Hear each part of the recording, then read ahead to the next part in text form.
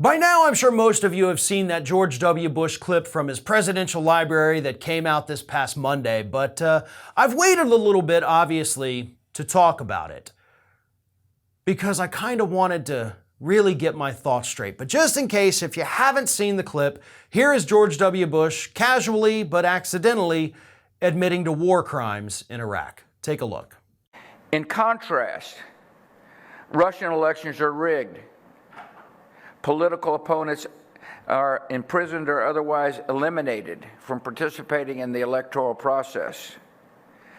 The result is an absence of checks and balances in Russia and the decision of one man to launch a wholly unjustified and brutal invasion of of Ukraine.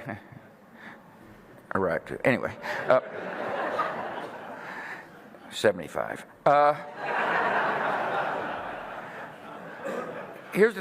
Now, obviously, weird thing, right? Ukraine sounds nothing like Iraq. They don't even start with the same vowel.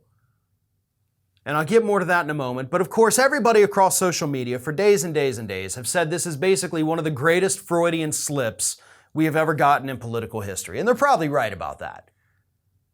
But here's what it told me. This man, George W. Bush, and of course, by the way, before I even get into that, I have to say this. He did try to laugh it off because after that clip, he kind of said like, Iraq too, anyway. And then everybody laughed and he goes, I'm 75. You know, like, hey, I'm old, I forget shit. So here's the typical George W. Bush thing that we all grew to hate during his administration. So anyway, Iraq was on his brain. Now think about that for a moment. Iraq was on his brain when he's talking about an illegal invasion in another country. The first thing that popped into his head that caused him to have that Freudian slip was Iraq. Like, I'm talking about one country invading a sovereign country for no discernible reason. You know, all the reasons we've gotten are total lies. And the first thing that pops into that man's head is to say Iraq instead of Ukraine. It's not just a Freudian slip, folks. To me, it's indicative of somebody with a guilty conscience. During this speech, Iraq should not and would not have otherwise been on his brain. This is a kind of signal to me, and I'm not trying to excuse him at all, he's a dirty scumbag, but it shows me that he hasn't stopped thinking about this. It shows me that he does, to a degree, understand that what he did, what his administration did, was wrong. And that it was a bad decision, maybe. Now, are we ever going to get an apology from him? Probably not. If we do, it'll probably be one of those deathbed apologies like, oh, I'm so sorry, it was the wrong thing. Ugh.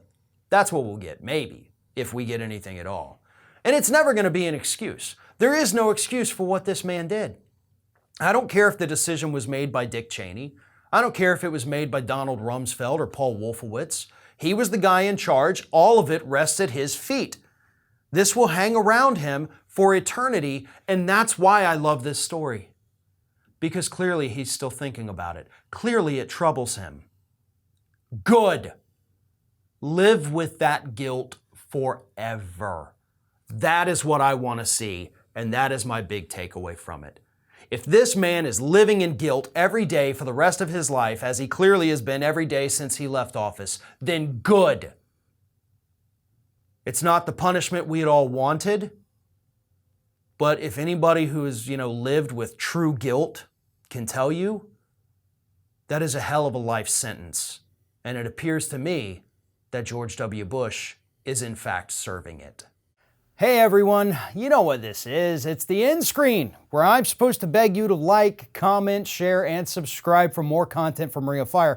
But what I really want to do is ask you to consider becoming a member for more exclusive content and perks, including early access videos and exclusive videos.